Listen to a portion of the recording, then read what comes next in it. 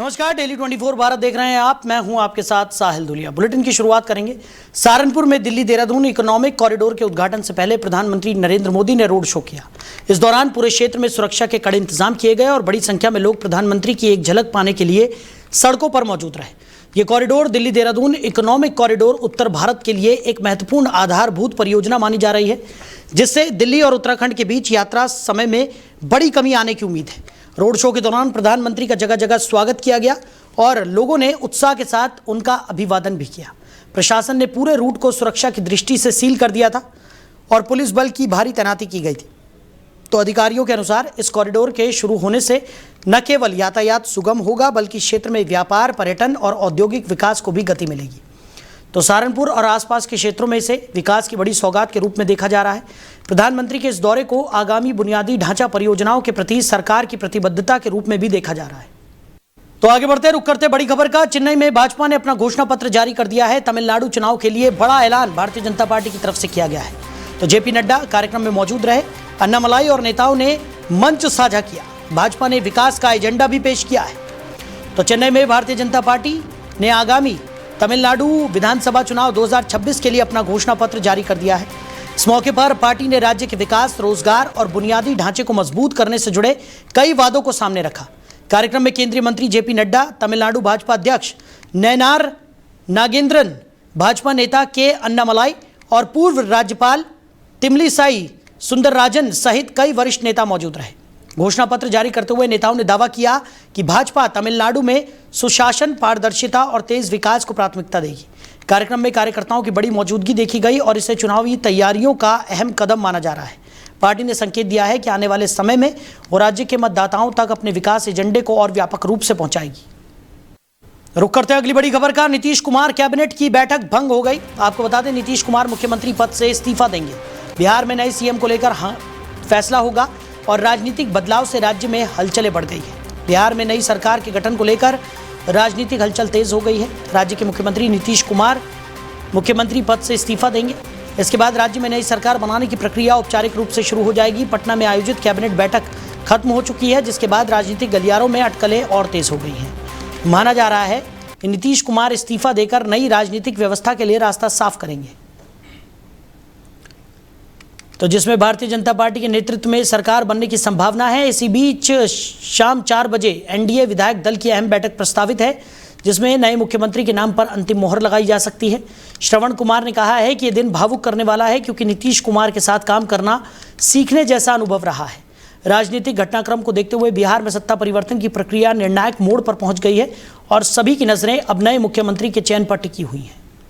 वहीं अमेरिका और ईरान तनाव फिर से तेज हो गया है। ईरान ने अमेरिका को धमकी दी है।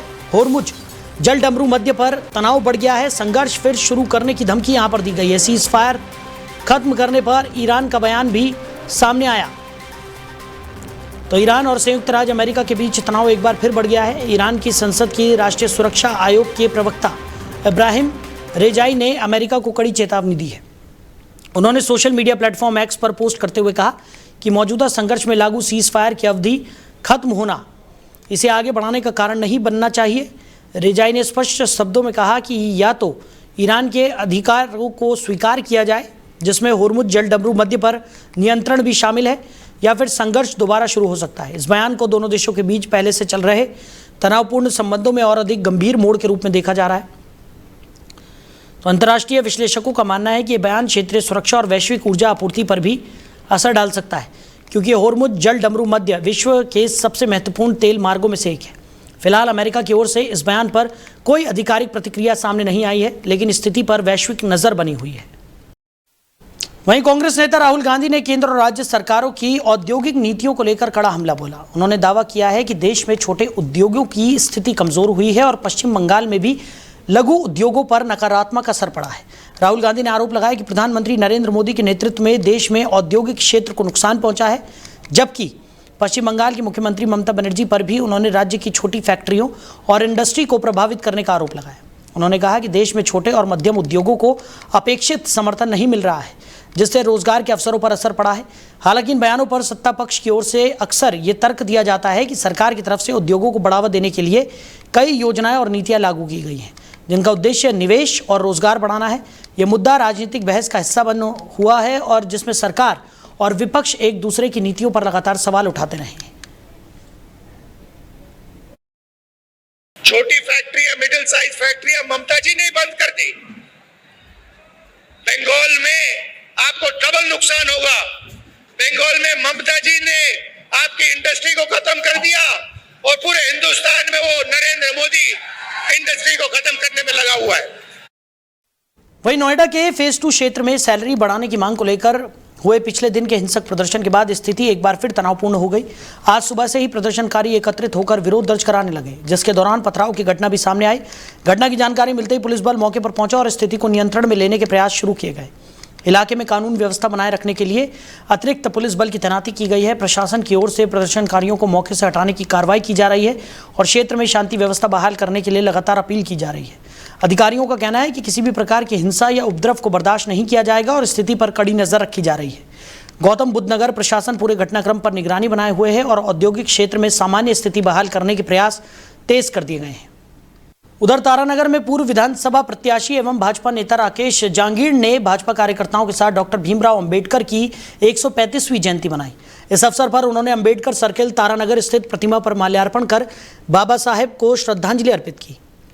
कार्यक्रम के दौरान राकेश जांगीड़ ने कहा कि पूर्व नेता प्रतिपक्ष राजेंद्र सिंह राठौर की अनुशंसा पर अंबेडकर सर्किल के सौंदर्यीकरण के लिए 13 लाख रुपए की स्वीकृति दी गई है और इसका कार्य जल्द शुरू कराया जाएगा। इस मौके पर शहर अध्यक्ष अनूप खंडेलवाल सहित बड़ी संख्या में भाजपा कार्यकर्ता और स्थानीय लोग मौजूद रहे। कार्यक्रम में बाबा साहेब के योगदान को याद करते हुए सामाजिक समानता और संविधान के मूल्यों पर प्रकाश डाला गया। भाजपा परिवार के सभी कार्यकर्ताओं ने बाबा साहब को माला अर्पण कर बाबा साहब अमर रहे और उनके द्वारा दिया गया संविधान जो विश्व में एक अलग पहचान है हमारे देश की, भारत देश की, कि संविधान हो तो बाबा साहब जैसा हो, तो उनके पद चिन्हों पर चलने की आज भी पूरा देश उनके पद चिन्हों पर चल रहा है और ऐसा संविधान निर्माता बाबा साहब की जयंती पर हम श्रद्धासुमन करते हैं। भाजपा परिवार के सभी कार्यकर्ताओं ने। वहीं धौलपुर के सैपऊ उपखंड की नुनहेरा पंचायत के ग्राम आरी में प्रशासन और ग्राम पंचायत की लापरवाही को लेकर ग्रामीणों में भारी आक्रोश है। जाटव बस्ती के मुख्य रास्ते पर नाले के पानी की निकासी के लिए खोदा गया गड्ढा पिछले 15 दिनों से अधिक समय से खुला पड़ा है, जिससे ये अब मौत का कुआं बन गया है। ये गड्ढा राजकीय उच्च माध्यमिक विद्यालय आरी के पास और कई घरों की दीवारों से सटा हुआ है, जिससे आवागमन पूरी तरह बाधित हो गया है। ग्रामीणों का कहना है कि आए दिन बच्चे, महिलाएं, बुजुर्ग और मवेशी इसमें गिरकर घायल हो रहे हैं। स्थिति तब और गंभीर हो गई जब इसी महीने मोहल्ले में 2 शादियां प्रस्तावित हैं। ऐसे में मेहमानों का आना जाना भी मुश्किल हो गया है। ग्रामीणों ने कई बार सरपंच और प्रशासन से शिकायत की, लेकिन अब तक कोई समाधान नहीं हुआ। मामले की जानकारी मिलने पर सुखविंद्र सिंह परमार मौके पर पहुंचे और स्थिति का जायजा भी लिया। उन्होंने चेतावनी दी कि अगर जल्द समस्या का समाधान नहीं किया गया तो उग्र आंदोलन किया जाएगा। ग्रामीणों ने प्रशासन से तत्काल गड्ढा भरकर रास्ता बहाल करने की मांग भी की है। विलास और जाट मोहल्ला से बोल रहा हूँ और मौत का कुआं खोद के और इसने रास्ता बिगाड़ दिया है और कोई वो नहीं कर रहा सुनाई। और इसमें शादी आ गई और सब में करने का कोई सवाल नहीं है। और यार सरपंच ने आगे घर के आगे कुआं खोद के डाल दो है तो बच्चा कहाँ है तो पढ़वे को जाए, इतने परेशान है बच्चा। और मेरा पढ़ा जाम चलोगे तो पढ़ा खत्म है और बगल में भैंस बंधी है, गैया बंधी है, कांटो नहीं हमें ले करके नहीं जाए, कहाँ लेके नहीं जाए। और सरपंच कुछ करवाना रहे, गांव के सदस्य कोई कुछ करवाना रहे। कुआं खोद का धब्धा है और क्या कहते हैं नहा पड़ा गिर पर और भैंस गिर पर बीमार रह गई है और बच्चा भारी परेशान है। स्कूल को कहते हैं और वो सरपंच जाई को ताकती ना कर रहा, प्रशासन को कुछ ना रहे और क्या करे बताइए। वहीं पदमपुर में श्री गंगानगर 18 बीबी टोल विवाद को लेकर बड़ा तनाव देखने को मिला। धरने पर बैठे विधायक रुपिंदर सिंह कुन्नर और पुलिस प्रशासन के बीच मौके पर जमकर गहमा-गहमी हुई। टोल संघर्ष समिति के संयोजक सुखबीर सिंह फौजी को पुलिस ने हिरासत में ले लिया, जिसके बाद स्थिति और अधिक तनावपूर्ण हो गई। विधायक कुन्नर को पुलिस प्रशासन ने समझाने का प्रयास किया और हाई कोर्ट के आदेशों का हवाला देते हुए धरना खत्म करने की अपील भी की। मौके पर कई बार तनाव की स्थिति बनी रही, लेकिन पुलिस ने हालातों को नियंत्रण करने की कोशिश की। घटनास्थल पर भारी पुलिस बल तैनात किया गया ताकि किसी भी अप्रिय स्थिति से बचा जा सके। दूसरी ओर विधायक के समर्थन में बड़ी संख्या में समर्थक भी मौके पर मौजूद हैं, जिससे क्षेत्र में माहौल संवेदनशील बना हुआ है। प्रशासन लगातार स्थिति पर नजर बनाए हुए है और कानून व्यवस्था बनाए रखने के प्रयास जारी है। टोल जो है पदमपुर गंगानगर वाला, जिसकी अवधि 2024 में खत्म हो गई थी, उसके बावजूद भी सरकार अपने चहेतों को रिलीफ देने के लिए ये अवैध टोल वसूली की जा रही है, जिसके विरोध में पिछले 40 दिन से टोल संघर्ष समिति इसके विरोध प्रदर्शन कर रही थी। लेकिन पुलिस बल आज देखो कितना तादाद में यहाँ पहुंच के जो टोल संघर्ष समिति के सदस्य हैं उनको खदेड़ने का काम कर रही है, जिसके विरोध में आज मैं इस टोल संघर्ष समिति के साथ यहाँ खड़ा हूँ, यहाँ धरने पर बैठा हूँ। कुछ लोगों को पर्याप्त स्थान पर लेके जाएंगे, आप किस तरह देखिए? बिल्कुल, देखो पुलिस बल जो है आज जो रुख अपनाए हुए हैं वो तानाशाही और धक्काशाही का वो उन्होंने अपना मन बनाया हुआ है। लेकिन कांग्रेस पार्टी का कार्यकर्ता पूरे जिले का टोल संघर्ष समिति के साथ है, चाहे कितनी गिरफ्तारी कर लीजिए, लेकिन ये संघर्ष चलता रहे।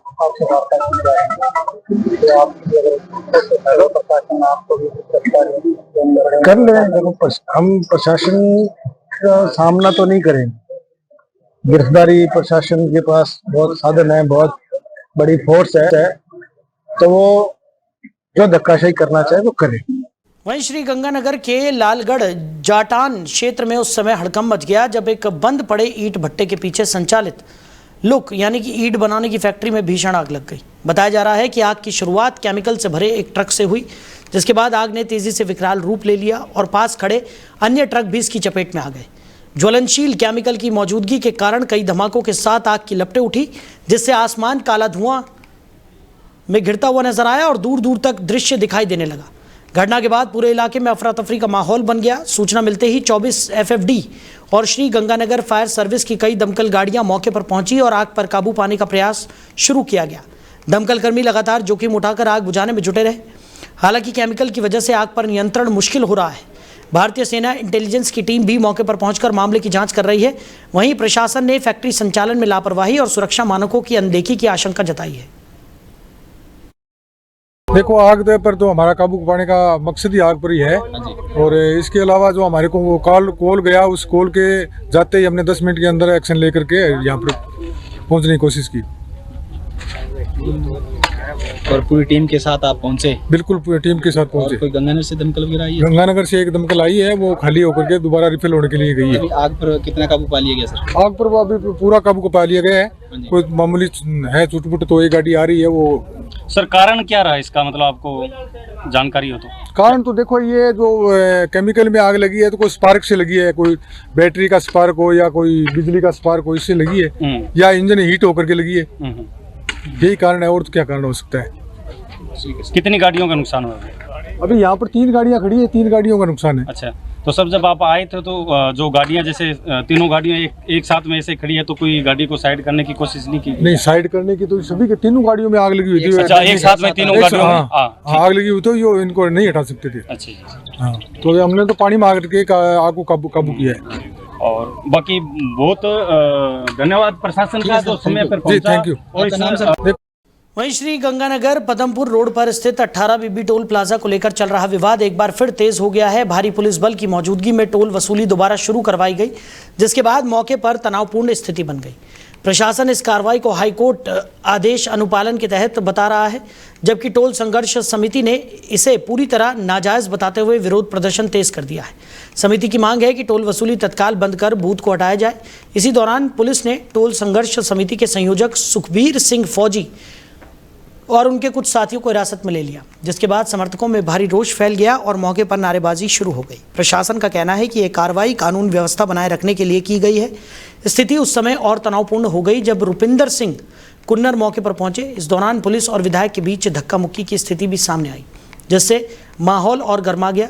हालातों को देखते हुए भारी पुलिस बल तैनात किया गया है और पदमपुर के SDM सहित वरिष्ठ अधिकारी मौके पर मौजूद रहकर भीड़ को नियंत्रित करने और समझाइश का प्रयास भी कर रहे हैं।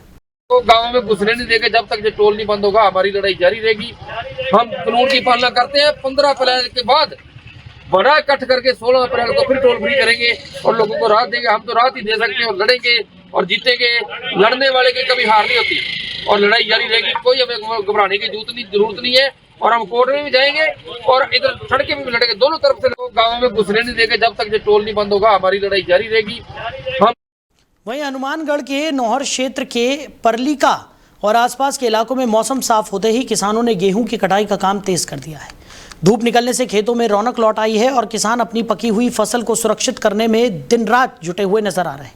पिछले कुछ दिनों से खराब मौसम, ओलावृष्टि और बादलों की आवाजाही के कारण किसान चिंतित थे, लेकिन अब मौसम साफ होने से उन्हें राहत मिली है। हालांकि आसमान में कभी कभी बादल छाने और तेज हवा चलने से दोबारा बारिश का खतरा बना हुआ है। दीपलाना गांव के किसान धर्मपाल पुनिया और मोमन राम स्वामी ने बताया कि गेहूं की फसल पूरी तरह कटाई के लिए तैयार है और देरी होने पर नुकसान हो सकता है। वहीं किसान रहमान खान ने कहा कि यह समय बेहद महत्वपूर्ण है और किसान दिन रात मेहनत कर फसल सुरक्षित करने में लगे हुए हैं। सोतीबड़ी गांव के किसान अर्जुन सिंह ने बताया कि कटाई के बाद फसल को अच्छे से सुखाना ज़रूरी है, जिसमें धूप मदद कर रही है। मजदूरों की कमी के चलते कंबाइन मशीनों का सहारा लिया जा रहा है। रामगढ़ गांव के किसान राम स्वरूप ने उम्मीद जताई है कि मौसम अनुकूल रहा तो अगले 5 से 7 दिन में कटाई पूरी हो जाएगी। तो नौहर क्षेत्र में गेहूं की कटाई को तेज़ कर दिया गया है। बता दें कि कुछ दिनों से मौसम खराब रहने के चलते बारिश और ओलावृष्टि भी देखने को मिल रही थी, जिससे किसानों की चिंताएं बढ़ने लगी थी। किसानों का कहना था कि अगर धूप नहीं निकलती या मौसम साफ नहीं होता तो काफ़ी ज़्यादा नुकसान यहाँ पर उठाना पड़ सकता है। लेकिन मौसम के ठीक होने के बाद अब तेज़ी से गेहूं की कटाई का काम शुरू कर दिया गया है और किसानों का कहना है कि गेहूं को सुखाना बेहद ज़रूरी होता है। ऐसे में धूप इसमें बेहद महत्वपूर्ण भूमिका निभाती है। अब धूप आने से किसानों के चेहरे खिल उठे हैं। दिन रात मेहनत कर किसान अपनी फसलों की कटाई करते हुए दिखाई पड़ रहे हैं। वहीं जालौर के सांचौर क्षेत्र में रसद विभाग ने बड़ी कार्रवाई करते हुए एक ट्रक से 136 LPG गैस सिलेंडर जब्त किए। ये कार्रवाई पहाड़पुरा रोड स्थित आशापुरा जूस सेंटर सांचौर के पास की गई, जिसमें इलाके में हड़कंप मच गया। जांच के दौरान ट्रक चालक गैस सिलेंडरों से संबंधित कोई भी वैध दस्तावेज प्रस्तुत नहीं कर सका। इस पर रसद विभाग की टीम ने तत्काल कार्रवाई करते हुए सभी सिलेंडरों को जब्त कर लिया। मामले में आवश्यक वस्तु अधिनियम 1955 के तहत प्रकरण दर्ज कर लिया गया है। प्रशासन ने स्पष्ट संकेत दिए हैं कि अवैध गैस भंडारण और सप्लाई करने वालों के खिलाफ सख्त कार्रवाई जारी रहेगी। इस कार्रवाई के बाद क्षेत्र में अवैध गैस कारोबार को लेकर चर्चाएं तेज हो गई हैं और प्रशासन की तरफ से आगे भी इस तरह की जांच अभियान चलाने की संभावना जताई जा रही है। तो सांचौर में 136 LPG सिलेंडर जब्त किए गए हैं। रसद विभाग की बड़ी कार्रवाई देखने को मिली है। इस कार्रवाई के बाद इलाके में हड़कंप मच गया है। अवैध गैस कारोबार पर प्रशासन पूरी सख्ती के साथ कार्रवाई करता हुआ दिखाई पड़ रहा है। तो फिलहाल इस बुलेटिन में मेरे साथ इतना ही। आप बने रहिए और देखते रहिए डेली 24 भारत। नमस्कार।